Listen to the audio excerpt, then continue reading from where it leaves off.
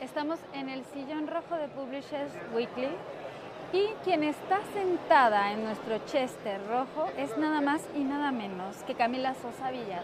Y estamos emocionadísimos porque hoy vamos a hablar de algo más allá de la literatura. Vamos a hablar de la transliteratura. ¿Cómo estás, Camila? Muchísimas gracias por aceptar esta entrevista con Publishers Weekly. Bueno, aquí estoy un poco mal de la pata porque me he caído justo antes de viajar, disfrutando, empachándome con mole, con chilaquiles y con toda la comida mexicana que a mí me gusta mucho, y con la FIL, que yo le quiero muchísimo. Siempre me han tratado tan bien aquí, así que estoy contenta. ¿Y cómo has sentido el ambiente? Me gustaría que nos hablaras después de estos 2 años extraños, de luchar contra el virus, de estar como en este pequeño letargo. ¿Cómo has visto el ambiente, a la gente? ¿Cómo te sientes tú? Bueno, yo creo que solo es posible aquí en Guadalajara que suceda un evento tan masivo, tan grande, con semejante responsabilidad y cuidado por las personas, ¿sabes? Eso yo, que vengo de Argentina, no ocurre. Supongo que no es solo una cuestión de recursos, que no es solo una cuestión monetaria, sino que es gente que se sienta a pensar cómo hacer que esto salga lo mejor posible y que cuide a las personas, a los invitados, a los periodistas y a los visitantes de la FIL. Eso a mí me llama muchísimo la atención. Me llamaba ya antes, cuando yo venía y el mundo era normal o pensábamos que era normal, y me sigue llamando ahorita la atención de ver el enorme cuidado que hay por las personas. Pareciera algo absolutamente contrario a los tiempos que vivimos. Es decir, ahorita nosotros estamos pasando por encima unos de otros como cadáveres, ¿sabes? Trepando por encima, llevándonos por delante, tratando de salvarnos unos pocos, sin mirar a los costados, sin mirar hacia atrás ni hacia adelante. Entonces, la FIL es un espacio que realmente toma en cuenta a las personas, y eso a mí me da muchísimo gusto. Realmente es para agradecer la organización de este evento. Camila, ahora que hablabas acerca de como pues esta impresión de él, que sí, el libro es un producto cultural también, ¿no? Tiene que ser vendido, Sí. Es un mercado. Más allá de los premios, de como esta cosa tan bonita y tan romántica de estar emocionados, porque una literatura tan original, una literatura que nos llega a todas las mujeres en diferentes niveles, ¿no? O sea, no es una literatura uterina, que ¿no? Ni prostática tampoco. Ni prostática tampoco. Entonces, digamos, todas somos las malas. Exacto. Todas somos las malas y en ese sentido hacemos comunidad. Cuando de repente desde el premio, ¿no? Escuchas violencia, marginalidad, exclusión, yo creo que vamos un poco más allá, que tenemos que ver con la empatía, con el afecto, con esas cadenas de apoyo, con ese rosa irreal del que estaba pintada la casa, no sé, a ver, háblenos por favor de las malas después del premio, después de tantas lecturas. Con la animalidad también, ¿no crees? Sí, con lo salvaje. Con lo salvaje. Me pasó algo muy particular durante la pandemia, que fue que yo vi la serie La Veneno. ¿Tú la viste? Uh-huh. Y yo decía, bueno, cuántas cosas en el camino por salvarnos, por seguir vivas, las travestis hemos perdido. Yo veía a Cristina La Veneno y yo decía, nosotras en algún momento fuimos así.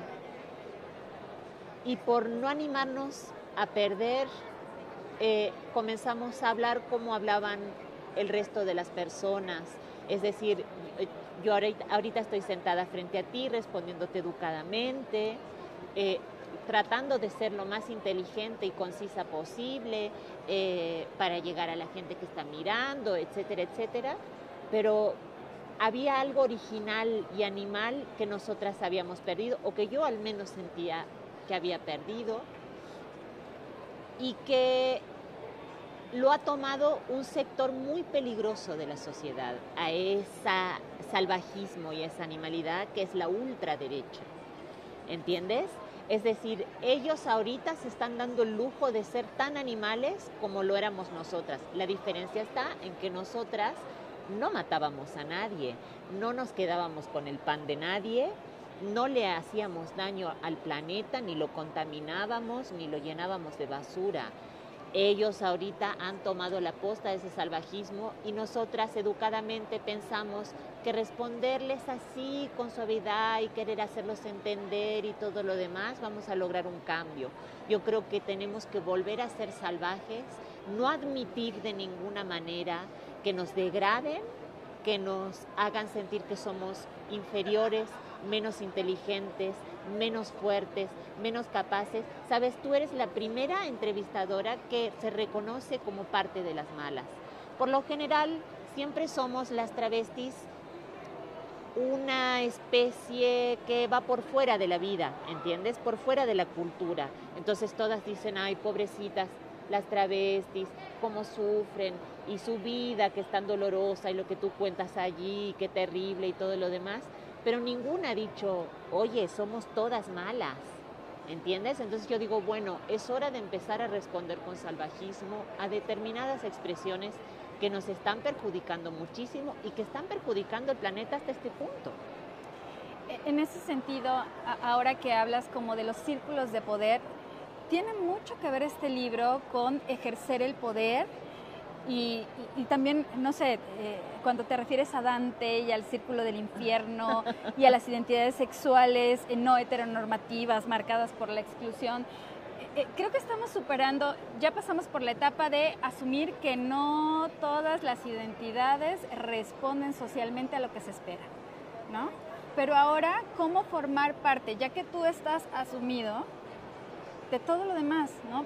Mira, yo creo que el verdadero poder es el lenguaje, que no hay nada más poderoso en este planeta que el lenguaje, ni una bomba atómica, ni Trump, ni el G20, ni China, ni nada. El verdadero poder está en el lenguaje. Por eso a las travestis nos han mantenido apartadas de la manufactura del lenguaje y nosotras en secreto, de noche, apartadas, hemos ido haciendo nuestro propio lenguaje. Yo hablaba recién en una entrevista del carrilche, que es una especie de dialecto que tenemos las travestis en Argentina, que surgió en las cárceles para poder comunicarnos entre nosotras y que la policía y los demás presos no supieran de qué estábamos hablando. Una especie de deformación del lenguaje en que nosotras cambiábamos las sílabas, ¿sabes? Para que ellos no supieran a qué nos estábamos refiriendo.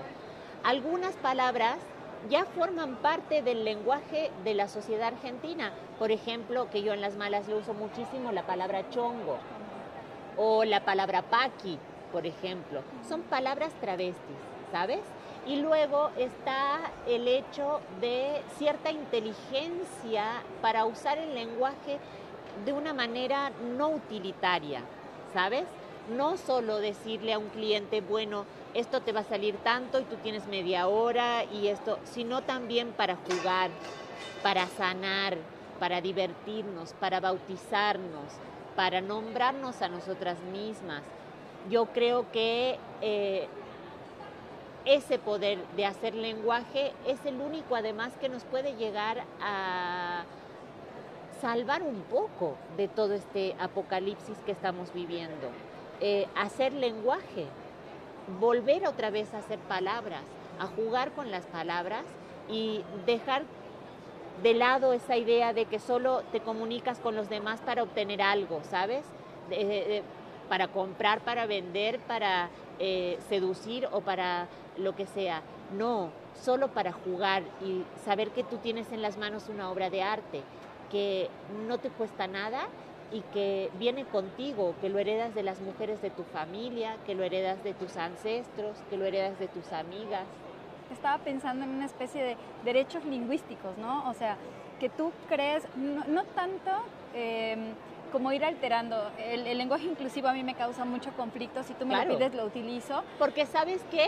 El lenguaje inclusivo es un rollo de clase media. Yo siempre pienso en las travestis que están paradas en la calle ahorita y que tú le vas a ir a decir, bueno, todes aquí estamos Amigue. necesitadas, amigue, ¿entiendes? Ajá. Yo no conozco ninguna travesti que nos vaya a decir, ay, sí, gracias, yo me siento parte de Todes. nosotros, de todes. No, es un rollo de clase media que además lo que hace es anular cualquier posibilidad de comunicación. Porque si la otra persona siente aversión por esa deformación del lenguaje, te anula a ti y dice, no, bueno, esto que está diciendo es una estupidez ya, de por sí. No por la deformación del lenguaje en sí, que a mí me encanta, oye, sino por el esnobismo y la cancelación también de alguna manera. Claro, ¿no? claro, exactamente. Metes algo y quitas algo.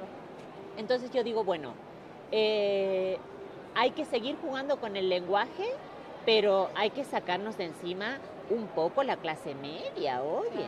Hay que sacarnos un poco de encima lo pudiente, el privilegio y comenzar a hablar de otras maneras.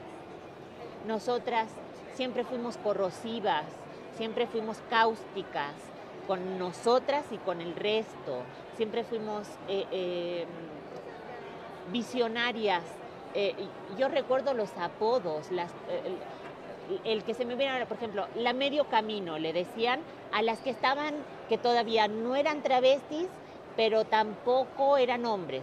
Ahora a esas personas les dicen no binarias, suponte tú. Medio camino es mucho más lindo, la verdad. Es mucho más poético. Entonces digo, bueno, esos rollos de clase media hay a mucha gente que no la toca. Yo en algún momento tuve fe en que el lenguaje inclusivo iba a provocar algún cambio, ¿sabes? Yo le tuve fe. Y luego vi que como cualquier signo en esta sociedad, se anquilosó, se cristalizó y nadie lo traicionó.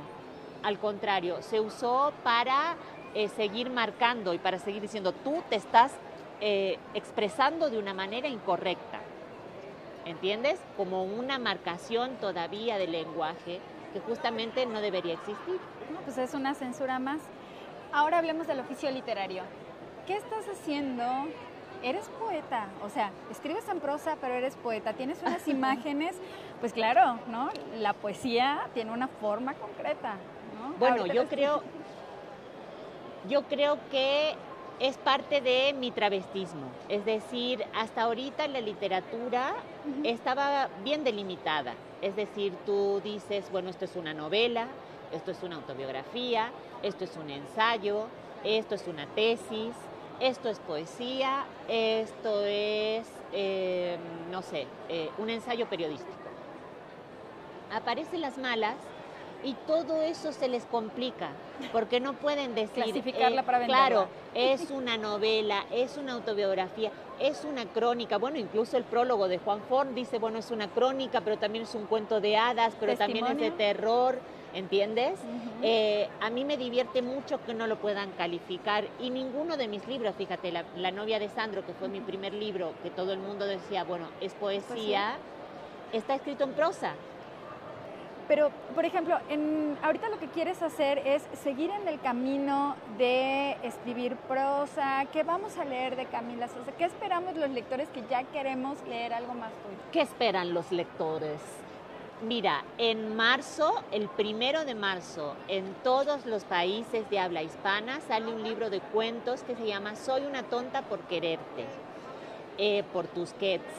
Eso sale el 1 de marzo del 2022, un libro que ha editado Liliana Viola, una gran editora. Yo ya trabajé con ella en tesis sobre una domesticación, y más adelante un libro que es una reflexión en torno a los vendedores ambulantes, que es un oficio que yo conozco muy bien, porque yo fui vendedora ambulante desde los 8 años, así que me puse a hablar sobre eso y sobre la relación entre las prostitutas y las escritoras. Yo digo que no hay muchísima diferencia entre unas y otras, y sobre lo que puede venderse y lo que puede comprarse. Esas son las cosas que me ocupan ahorita a mí como escritora. Luego yo tengo hace tiempo entre manos algo que tiene que ver con el erotismo, que y sobre todo con el erotismo de las travestis, que es algo que ha estado en silencio durante mucho tiempo, porque siempre se ha hablado de nosotras como servidoras de placer, ¿sabes?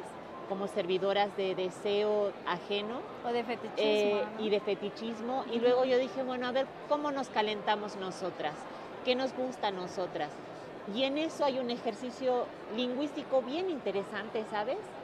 Porque yo me he puesto a hablar con otras y hemos empezado a hablar y a reírnos como hace 20, 25 años, cuando yo era pequeña y me encontré con todas esas mujeres en el parque, en los boliches gays, y me producían tanta admiración, sobre todo por ser capaces de reírse en el medio de una matanza, ¿sabes?